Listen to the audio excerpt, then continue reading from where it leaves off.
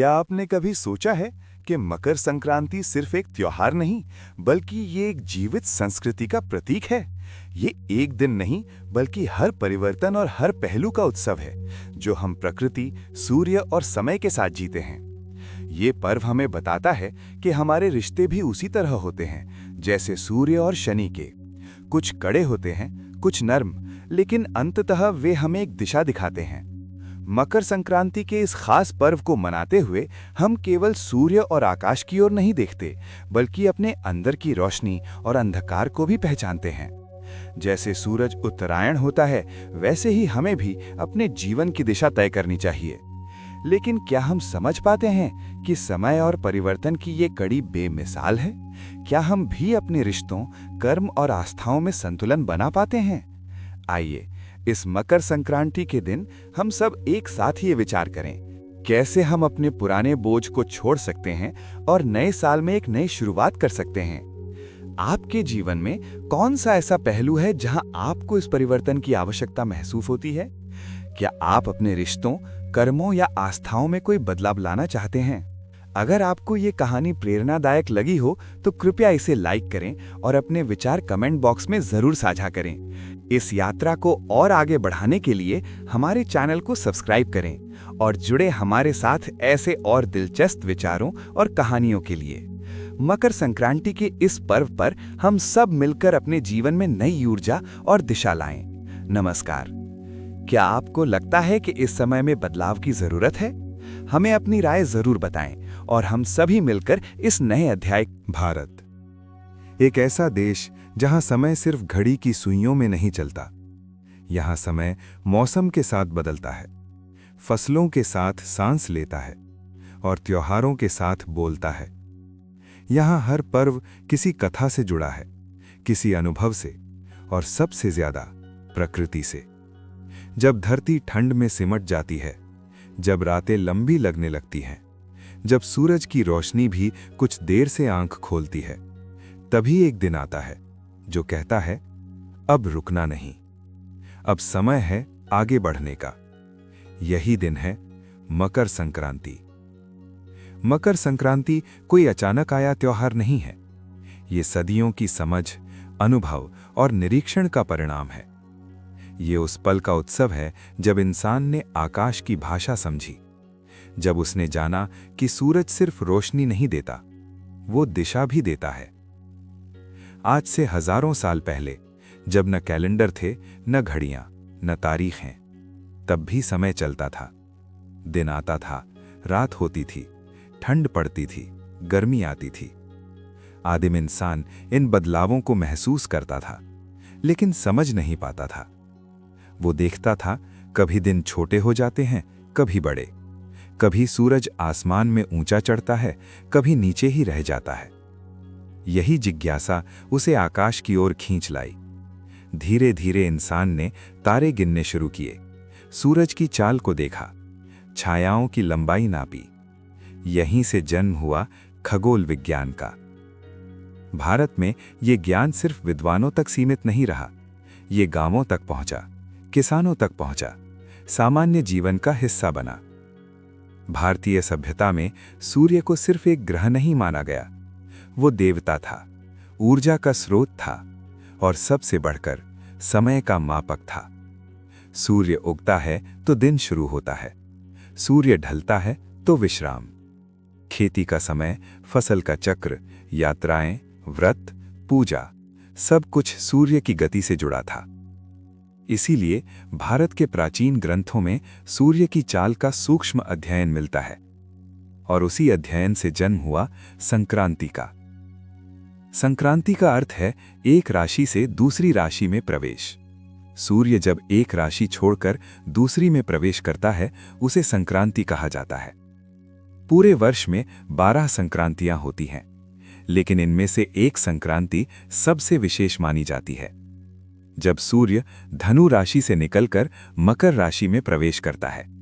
यही है मकर संक्रांति। ये पर्व चंद्रमा पर नहीं, सूर्य पर आधारित है। इसीलिए ये लगभग हर साल एक ही तारीख को आता है, 14 या 15 जनवरी। ये स्थिरता इसे और भी विशेष बनाती है।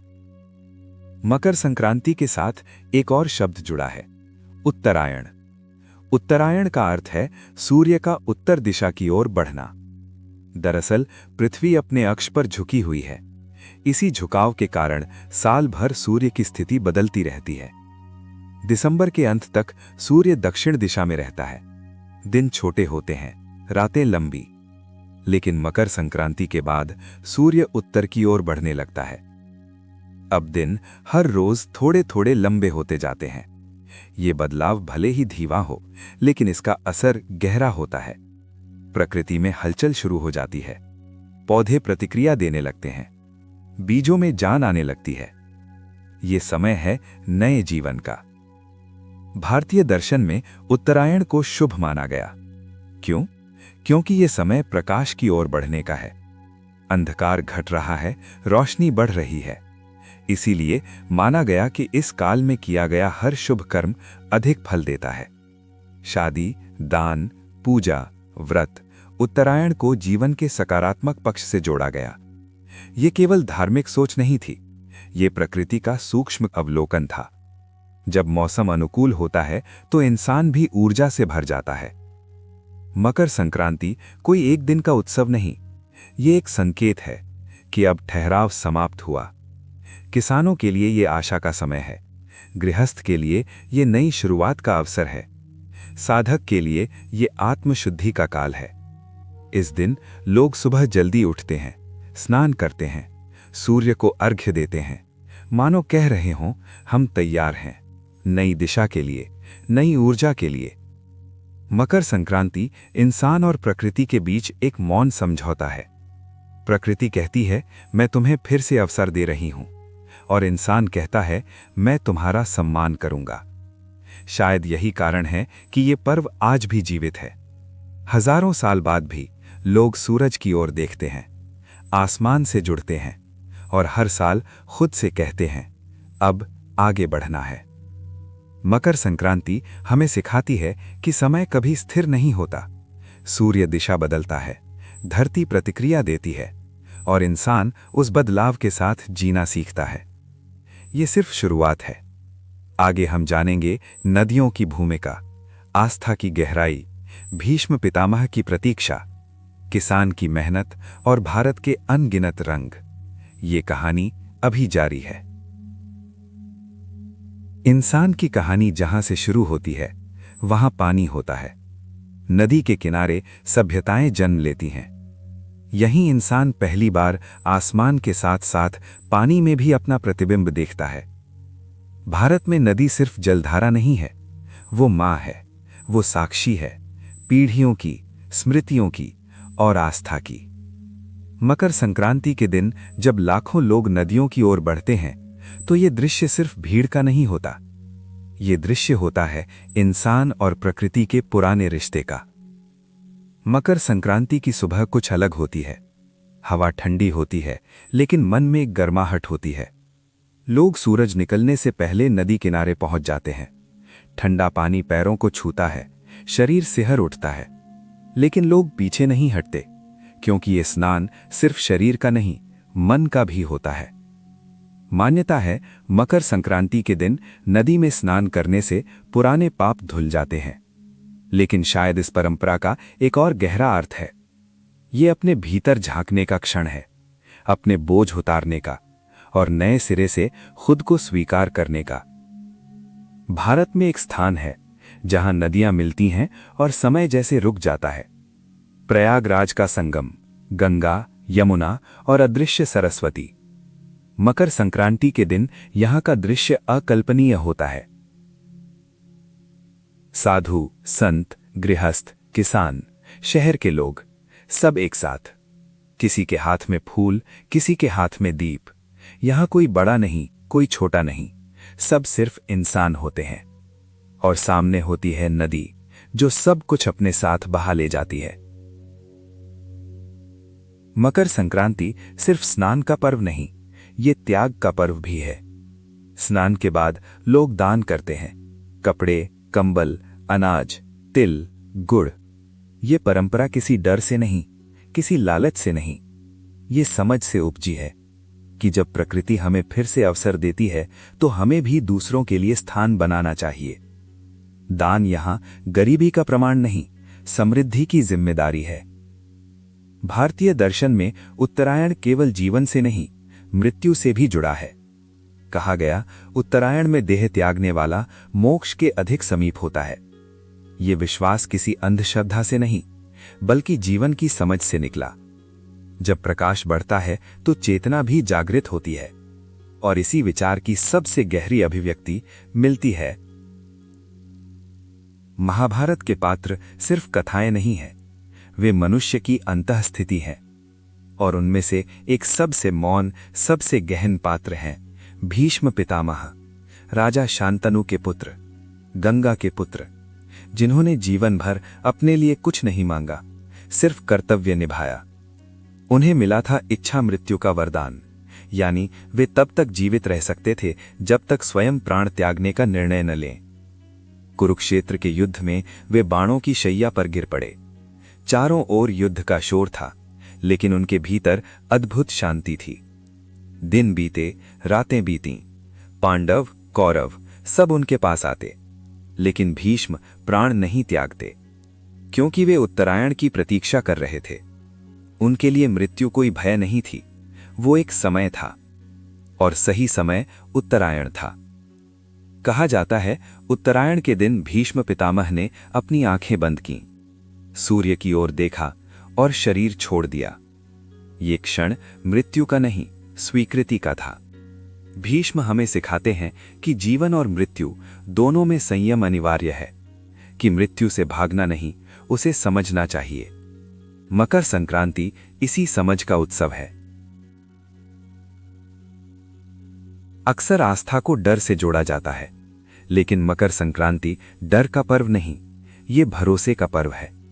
भरोसा कि अंधकार स्थायी नहीं, भरोसा कि समय बदलता है, भरोसा कि जीवन फिर से आगे बढ़ेगा।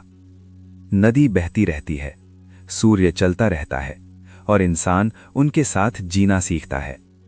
मकर संक्रांति हमें सिखाती है छोड़ना भी एक कला है। पुराने बोझ, पुराने डर, पुरानी थकान। अगले भाग में हम देखेंगे पौराणिक कथाएं, सूर्य और शनि का संबंध और रिश्तों में पहल का अर्थ। ये कहानी अभी जारी है। भारत की परंपरा में कथाएं केवल मनोरंजन नहीं हैं, वे अनुभव से जन्म लेती हैं और दर्शन में बदल जाती हैं। यहाँ हर देव कथा किसी न किसी मानवीय सच्चाई को छूती है। मकर संक्रांति से जुड़ी कई कथाएं हैं, लेकिन उनमें से एक कथा आज भी इंसान को अपने रिश्तों, अपने कर्म और अपने अहंकार पर सोचने को मजबूर करती है। ये कथा है सूर्य और शनि की। सूर्यदेव ऊर्जा, प्रकाश और जीवन के प्रतीक, शनिदेव संयम, न्याय और कर्म के फल के प्रतीक, पिता और पुत्र। लेकिन कहा जाता है दोनों के संबंध सहज नहीं थे। शनि का स्वभाव गंभीर, कठोर और अनुशासन प्रिय था, जबकि सूर्य तेजस्वी, उष्ण और तेज गति वाले। ये अंतर दूरी बन गया।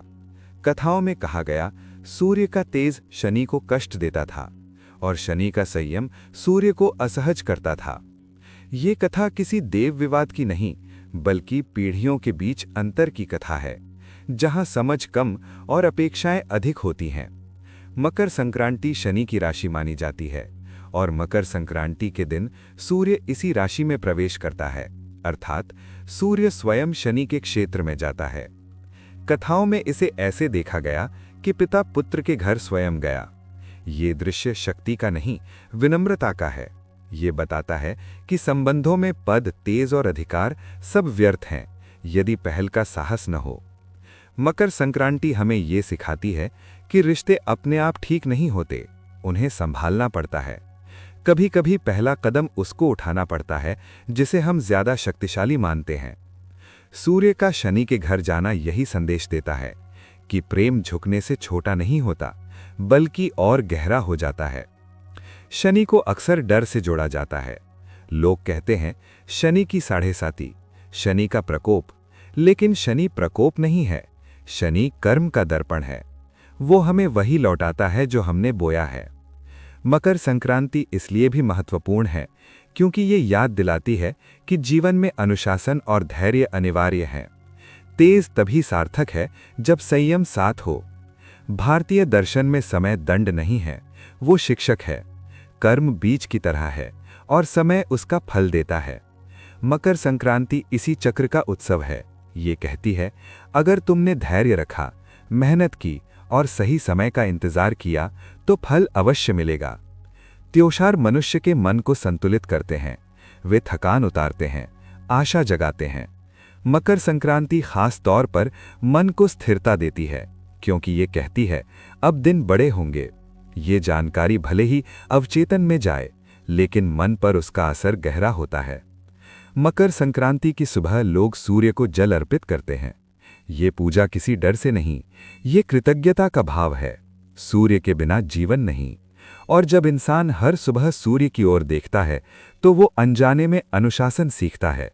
समय पर उठना, समय पर कर्म करना, ये भी एक प्रकार की साधना है। सूर्य और शनि की कथा आज भी उतनी ही प्रासंगिक है। आज भी पिता पुत्र, माँ बेटी, बुजुर्ग युवा, सबके बीच दूरी है।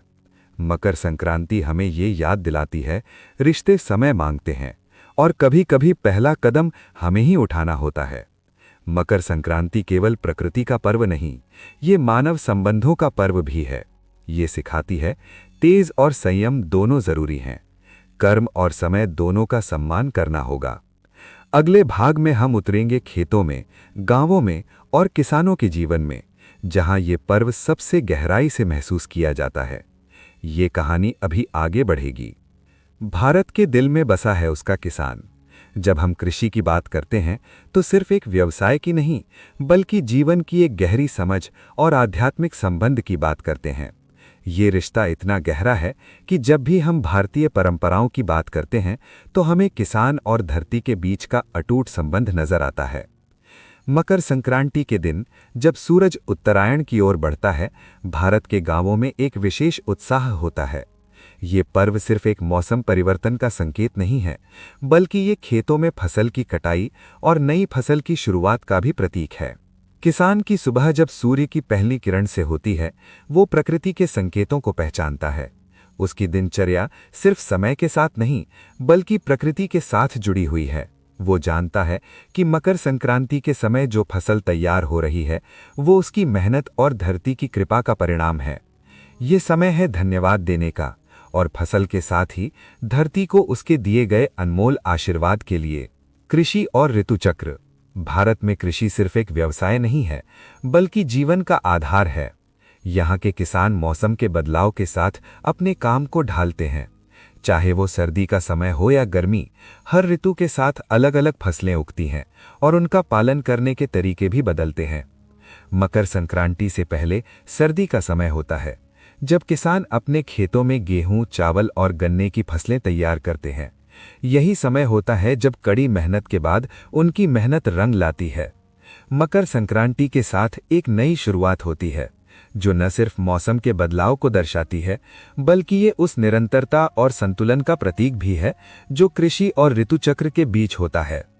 किसान, धरती का सच्चा सेवक, इस मकर संक्रांति के पर्व को सिर्फ एक अवसर के रूप में नहीं देखता, बल्कि ये उसके जीवन के क्रम का एक महत्वपूर्ण हिस्सा बन जाता है। किसानों के लिए मकर संक्रांति सिर्फ एक त्योहार नहीं, बल्कि ये एक क्षण है जब वे अपनी मेहनत को सामने पाते हैं। ये समय होता है जब वे कड़ी मेहनत से उगाई गई फसल की कटाई करते हैं और उनका फल प्राप्त होता है। ये पर्व किसान के लिए सिर्फ एक कृषि पर्व नहीं है, बल्कि ये एक भावनात्मक जुड़ाव भी है। धरती के प्रति आभार, सूर्य के प्रति श्रद्धा और प्रकृति के प्रति संतुलन की भावना। फसल की कटाई के समय किसान अपने पूरे परिवार के साथ मिलकर काम करता है। उसके हाथों में उगाई गई फसल की खुशबू होती है, उसकी आंखों में उस फसल की मेहनत की चमक होती है और उसके दिल में धरती के प्रति आभार और सूर्य के प्रति विश्वास होता है। मकर संक्रांति का पर्व कृषि के इस अत्यंत महत्वपूर्ण क्षण को मनाने का पर्व है। यही वो समय होता है जब किसान सूर्य के उत्तरायण की दिशा की ओर अग्रसर होते हुए अपनी मेहनत का फल प्राप्त करते हैं। ग्रामीण भारत की जमीन हमेशा से ही परिवर्तन और स्थिरता का संतुलन रही है। यहाँ का किसान नहीं केवल प्रकृति के बदलते हुए मौसम के साथ तालमेल बिठाता है, बल्कि वो उस ज्ञान और अनुभव से भी जुड़ा हुआ है जो हजारों वर्षों से उसे अपनी धरती और आकाश से मिला है। हमारे किसानों के लिए मकर संक्रांति महज एक त्योहार नहीं, ये उनकी मेहनत का पर्व है। ये उनके कार्य और आस्था का प्रतीक है, जहाँ कृषि, आस्था और परिवार की परंपराएं एक साथ जुड़ी होती हैं। ये पर्व उन्हें अपने प्रयासों के फल का एहसास कराता है, और यही कारण है कि मकर संक्रांति के दिन गांवों में विशेष पूजा और आशीर्वाद का महत्व होता है। प्राकृतिक ऊर्जा के साथ तालमेल स्थापित करने का ये पर्व किसानों के जीवन का अभिन्न हिस्सा बन चुका है।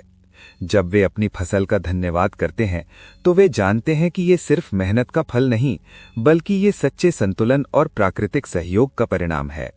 मकर संक्रांति के इस पर्व पर उनकी आस्था इस बात में बसी होती है कि जैसे सूर्य उत्तरायण होता है, वैसे ही उनकी मेहनत और जीवन भी उज्जवल दिशा की ओर बढ़ेगा। ये भाग किसानों, कृषि और ग्रामीण जीवन के अनगिनत पहलुओं को दर्शाता है।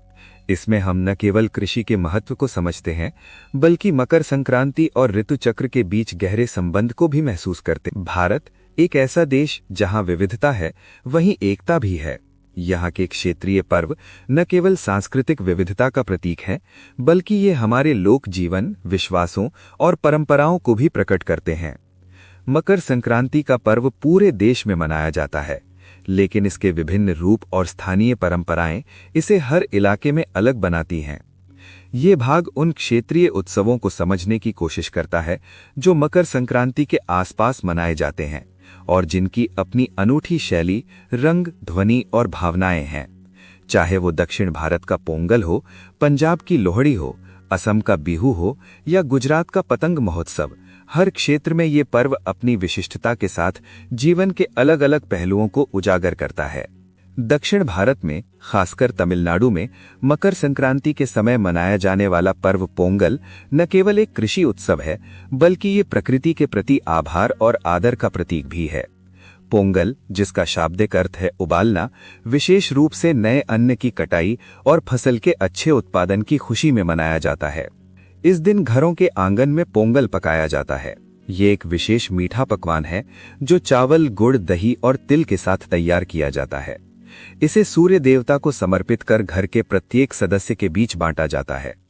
पोंगल के दिन घरों में रंग बिरंगे रंगोली के साथ सूर्य की पूजा की जाती है और लोग एक दूसरे को अच्छे स्वास्थ्य और समृद्धि की शुभकामनाएं देते हैं।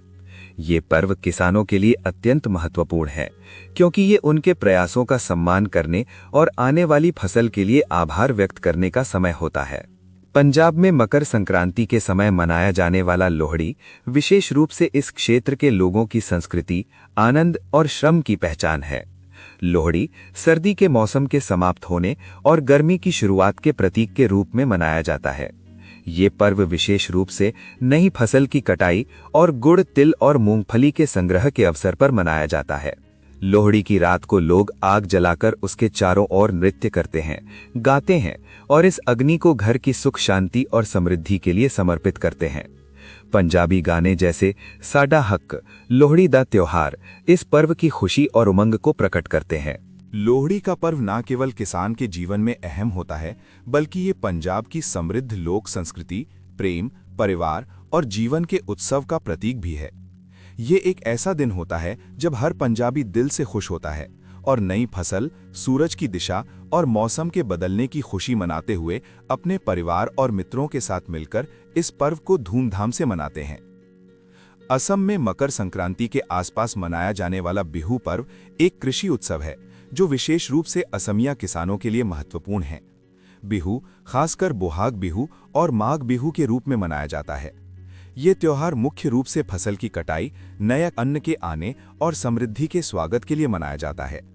बिहू नृत्य इस पर्व की खासियत है, जिसमें युवा लड़के और लड़कियां पारंपरिक रंग बिरंगे कपड़े पहनकर झूमते हुए नृत्य करते हैं। ये नृत्य उत्साह, उमंग और समुदाय की भावना को दर्शाता है। बिहू के दौरान लोग अपने घरों को सजाते हैं, नए कपड़े पहनते हैं और स्वादिष्ट पकवानों का आनंद लेते हैं। ये पर्व एक साथ हर किसी को जोड़ता है, चाहे वो युवा हो या वृद्ध, सभी एक साथ नृत्य करते हैं, गाते हैं और जीवन के इस उत्सव को मनाते हैं। गुजरात में मकर संक्रांति का पर्व उत्तरायण के नाम से जाना जाता है। इस दिन खासकर अहमदाबाद और आसपास के क्षेत्रों में लोग आकाश में रंग बिरंगी पतंगे उड़ाने का आनंद लेते हैं। ये दिन गुजरात के लिए एक प्रतीक बन गया है, जहां लोग एक दूसरे से प्रतिस्पर्धा करते हैं और हवा में पतंगों का जाल फैल जाता है। उत्तरायण की सुबह सर्दी के बावजूद अत्यधिक उमंग और उत्साह से भरी होती है। परिवार के सदस्य एक साथ बैठकर पतंग उड़ाने का आनंद लेते हैं और जो पतंग गिरती है उसे फिर से लूटने की होड़ मच जाती है। ये पर्व सिर्फ प्रतिस्पर्धा नहीं, बल्कि मेलजोल, खुशी और जीवन के नए अवसरों का प्रतीक भी है। मकर संक्रांति का पर्व, चाहे वो पोंगल हो, लोहड़ी हो, बिहू हो या उत्तरायण हो, ये सभी भारतीय समाज की एकता, विविधता और संस्कृति के सम्मिलन का प्रतीक है। हर क्षेत्र में ये पर्व अपने अपने अंदाज में मनाया जाता है, लेकिन इसका मूल उद्देश्य एक ही है: नए मौसम का स्वागत, कृषि के प्रति आभार और प्रकृति से जुड़ाव। ये पर्व भारतीय लोक संस्कृति का अभिन्न हिस्सा है, जिसमें धर्म, परिवार, दोस्ती और समाज की एकता का खूबसूरत मिश्रण है। ये हमसे ये सिखाता है कि चाहे हमारे रीति रिवाज कितने भी अलग क्यों ना हों, हमारे दिलों में एकता और प्रेम का भाव हमेशा एक जैसा होता है। इस भाग में हमने देखा कि मकर संक्रांति को लेकर विभिन्न क्षेत्रों में जो उत्सव मनाए जाते हैं, वे अपनी अद्भुत विविधता और अनूठी परंपराओं के साथ भारतीय समाज को जीवंत रखते हैं। पोंगल से लेकर लोहड़ी, बिहू और पतंग महोत्सव तक ये पर्व न केवल कृषक समाज की मेहनत और धैर्य का सम्मान करते हैं, बल्कि जीवन के हर क्षेत्र की विविधता को स्वीकार करने का संदेश भी देते हैं। भारत के इतिहास और संस्कृति में समय के साथ एक अद्वितीय समागम हुआ है। जहां एक ओर हम अपनी जड़ों से जुड़े हुए हैं, वहीं दूसरी ओर आधुनिकता और प्रौद्योगिकी का प्रभाव भी हमारे जीवन में गहरे तरीके से समाहित हो गया है। ये भाग मकर संक्रांति और भारतीय संस्कृति के आधुनिक संदर्भ पर विचार करता है। ये देखता है कि इस त्योहार का स्थान आज के दौर में क्या है और कैसे पर्यावरणीय परिवर्तन और आधुनिक जीवन शैली ने इसे प्रभावित किया है। आज के समय में जब समाज तेजी से शहरीकरण और प्रौद्योगिकी की दिशा में बढ़ रहा है, मकर संक्रांति जैसे पारंपरिक पर्वों के मनाने का तरीका भी बदल रहा है। पहले जहां ये पर्व खेतों और गांवों में खास उत्साह के साथ मनाया जाता था, वहीं अब शहरी जीवन में इसकी भावना और अभिव्यक्ति कुछ अलग हो गई है। मगर इसके बावजूद ये पर्व अपनी अहमियत को बरकरार रखता है। अब भले ही खेतों में काम करने वाले किसान मकर संक्रांति के दिन अपनी फसल की कटाई और सूर्य की पूजा करते हों, शहरी भारत में भी लोग इस दिन को परिवार और मित्रों के साथ मिलकर मनाते हैं। पारंपरिक पकवानों का आदान प्रदान, पतंगबाजी और खास तौर पर सोशल मीडिया पर शुभकामनाओं का आदान प्रदान आज के समय का हिस्सा बन गए हैं। इस बदलाव ने यह भी दर्शाया है कि मकर संक्रांति का पर्व केवल एक ग्रामीण या धार्मिक उत्सव नहीं है, बल्कि ये एक सांस्कृतिक उत्सव बन चुका है जो अब पूरे भारत में और दुनिया के विभिन्न हिस्सों में मनाया जा रहा है। वैश्वीकरण ने इस त्योहार को एक नए रूप में प्रस्तुत किया है। आज ये पर्व न केवल भारत में बल्कि दुनिया भर में भारतीय समुदायों के बीच मनाया जा रहा है। लेकिन जैसे जैसे हम इस आधुनिक दुनिया में कदम बढ़ा रहे हैं, हमारी परंपराएं भी बदल रही हैं। मकर संक्रांति, जो पहले सिर्फ एक कृषि पर्व था, अब पर्यावरणीय संदर्भ में भी महत्वपूर्ण बन चुका है। जलवायु परिवर्तन के प्रभाव ने कृषि को प्रभावित किया है, जिससे मौसम के चक्र में असंतुलन आया है। पहले जहां मकर संक्रांति के समय ठंड का मौसम अपने चरम पर होता था और फसल कटाई के समय ये पर्व मनाया जाता था, वहीं अब अनियमित मौसम, लंबे सूखे और असमय बारिश ने किसानों की जीवन शैली को चुनौती दी है। जलवायु परिवर्तन के कारण अब फसलों की वृद्धि और उनकी कटाई के समय में भिन्नताएं आने लगी हैं। साथ ही प्रदूषण के बढ़ते स्तर ने पारंपरिक उत्सवों को भी प्रभावित किया है। मकर संक्रांति के दिन पतंगबाजी, जो एक पारंपरिक और उत्साहपूर्ण गतिविधि है, अब प्रदूषण और पर्यावरणीय संकट के सवालों से जुड़ी हुई है। पारंपरिक पतंगों का निर्माण अब प्लास्टिक के रिबन और अन्य गैर बायोडिग्रेडेबल सामग्री से होने लगा है, जो पर्यावरण के लिए हानिकारक है। इसके अलावा पटाखों के धुएं और हवा में प्रदूषण की बढ़ती समस्या भी इस दिन के उत्सव पर एक काले धब्बे की तरह छा गई है। हालांकि कई स्थानों पर इस पर प्रतिबंध भी लगाए गए हैं, लेकिन उत्सव की खुशी के बीच पर्यावरणीय दबाव और सुरक्षा को सुनिश्चित करने की आवश्यकता बनी रहती है। लेकिन इन समस्याओं के बावजूद भारत में बदलाव की लहर भी शुरू हो चुकी है। आज के युवा और पर्यावरण के प्रति जागरूक समुदाय मकर संक्रांति जैसे त्योहारों को इको फ्रेंडली तरीके से मनाने की दिशा में कदम बढ़ा रहे हैं। कई जगहों पर प्लास्टिक के रिबन की जगह बांस और कागज की पतंगों का प्रयोग किया जाने लगा है।